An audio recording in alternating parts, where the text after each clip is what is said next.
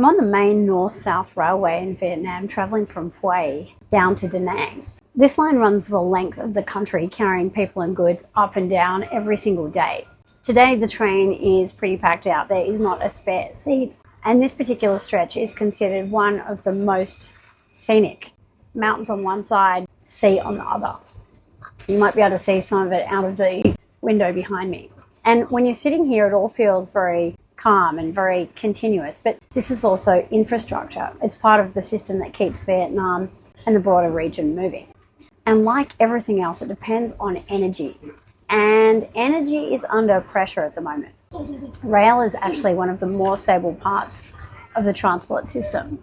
As fuel pressures start to affect aviation, some of the flight routes are getting scaled back, which means that these ground networks are more important than ever before. But that doesn't mean that they're unaffected.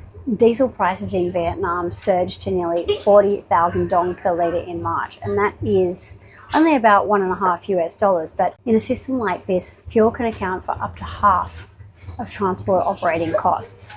So when that moves, the impact flows through quite quickly into ticket prices, freight rates, and ultimately the cost of moving anything across the country and across the region.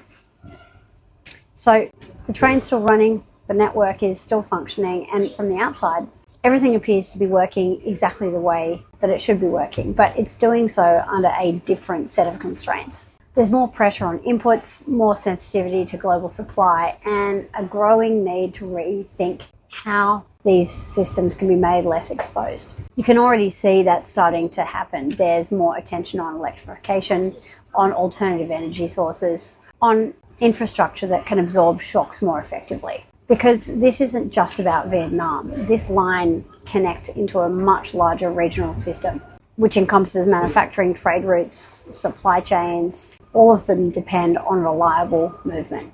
And that's really the point. From the outside, it still looks very stable. And in many ways it is, but maintaining that stability now requires more adjustment, more intervention, and more deliberate planning than it did before. You don't necessarily see the pressure directly, but you do see it in the way that the system keeps adapting to hold together.